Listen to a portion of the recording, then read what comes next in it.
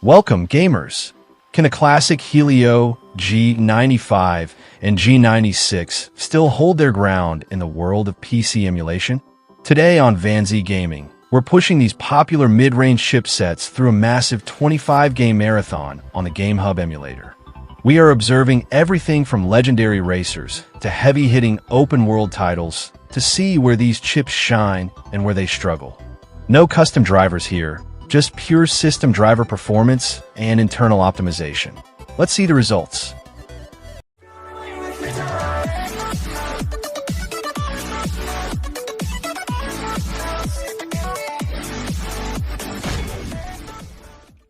GTA 4 remains a legend for its heavy physics and chaotic Liberty City setting. On the Helio G95, it struggles quite a bit, hovering around 15 to 20 FPS. Fine-tuning your container settings is essential here to try and squeeze out a more playable experience from this demanding title. The LITE version of GTA 5 aims for better accessibility, yet it still finds this chipset a challenge, maintaining only 15 to 20 FPS. Roaming Los Santos feels heavy. Experimenting with lower resolution scales in GameHub might help in stabilizing the frame rate during high-speed drives. Lara Croft's 2013 reboot is a masterpiece of action, but runs quite poorly at 10 to 15 FPS on this hardware. The island's environments are just too much for the current setup. Be sure to optimize your graphical presets to the lowest possible level to even attempt a playable run. Left 4 Dead 2 brings the zombie apocalypse to GameHub, though it only manages 15 to 20 FPS on the Helio G95. Fighting through the horde feels sluggish. Try adjusting your CPU affinity to help the processor handle the high number of NPCs on screen more effectively. Resident Evil 6 offers global bioterror action, but on this silicon, it's a crawl at 10 to 15 FPS. The cinematic sequences are quite choppy. Finding a specific configuration that works for your device is the only way to potentially improve these results for Leon and Chris's campaign. Sleeping Dogs Definitive Edition delivers a gritty Hong Kong experience, staying around a flat 20 FPS. This chipset struggles with the dense city detail. Don't hesitate to tweak your internal variables to find a better balance between visual clarity and a smoother martial arts combat flow. Assetto Corsa provides a realistic racing simulation and actually runs fairly well at 20 FPS. This hardware handles the car physics decently.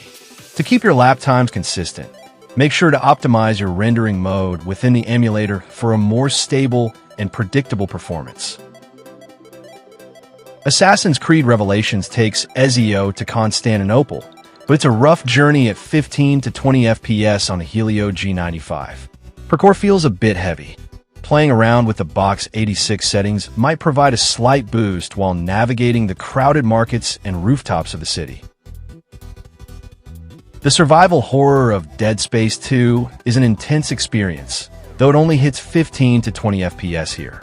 This chipset finds the dark, atmospheric corridors quite taxing.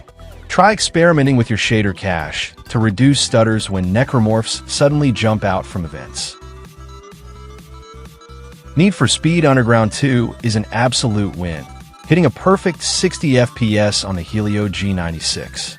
This hardware breezes through the neon-lit streets of Bayview. Since it's so fluid, feel free to push your graphical settings higher to fully enjoy this classic street racing masterpiece. Batman Arkham Asylum is the start of the epic trilogy, but it runs poorly at 10 to 15 FPS on this silicon. Navigating the Asylum feels very slow.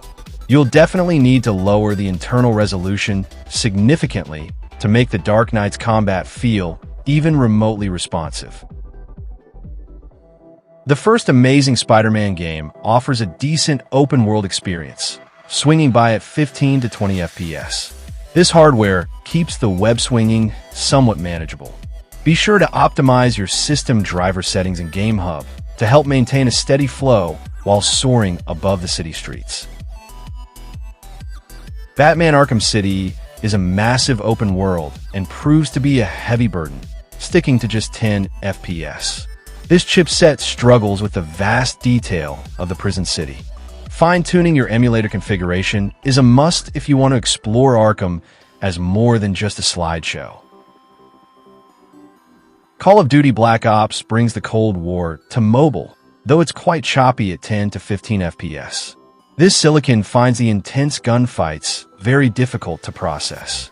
Experiment with different rendering presets to see if you can find a way to make the campaign a bit more playable.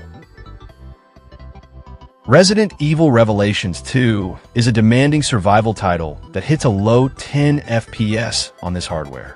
The atmosphere is there, but the fluidity is missing. Scaling down your textures and resolution is likely the only way to get a slightly better response during the spooky encounters.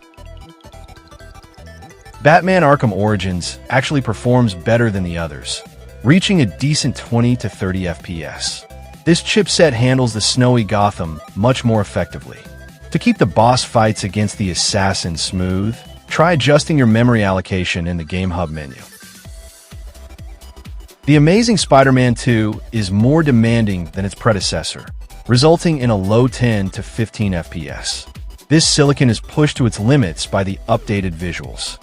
Finding a specific performance profile for your setup is key to making Spidey's journey across New York feel a bit better. Devil May Cry 4 brings stylish action at a fairly good 20 to 30 FPS. This processor captures the fast-paced combat of Nero and Dante reasonably well. Optimize your internal graphical presets to ensure that the flashy combos don't cause too many frame drops during battle. The Godfather 2 lets you build your criminal empire, but it's a struggle at 10 to 15 FPS. This chipset finds the open-world management and action quite taxing. Don't forget to tweak your DXVK settings to see if a different version provides better stability for this classic title. Hitman Absolution is a visually stunning stealth game that runs at 10 to 15 FPS on this hardware. Agent 47's missions are very heavy on the GPU. Try lowering the post-processing effect in the game menu to help the frame rate stay as consistent as possible during stealth. Resident Evil 4 is a classic that runs quite well, holding a solid 30 FPS. This silicon handles Leon's mission in Spain with good stability. To keep the village encounters feeling snappy, make sure to fine-tune your container's CPU settings for the best possible results on this chip. Barnyard is a lighter, fun title that runs perfectly at 30 FPS. This hardware has no trouble managing the open farm exploration. Since the performance is stable, feel free to adjust your visual settings to make the characters and environments look as sharp as they can. Driver Parallel Lines offers high-speed 70s and 2000s racing at 40 to 50 FPS. This chipset handles the driving mechanics very well. To ensure the police chases stay smooth, be sure to check your frame pacing settings within the GameHub configuration for the best experience. The original Dead Space is a horror masterpiece, but it's a bit rough at 10 to 15 FPS here. This silicon finds the Ishimura's lighting and shadows quite heavy. Experiment with different Box 64 versions to see if you can gain a bit more fluidity while dismembering necromorphs. MotoGP 17 brings professional bike racing at a respectable 20 to 30 FPS. This chipset manages the track and bike physics fairly well. To keep your racing line perfect, adjust your internal resolution scale to find that balance between sharp graphics and a steady frame rate. That's the reality of PC gaming on the Helio G95 and G96. While the newer G96 shows some impressive wins in titles like NFS Underground 2, the heavier games really show the limits of this hardware.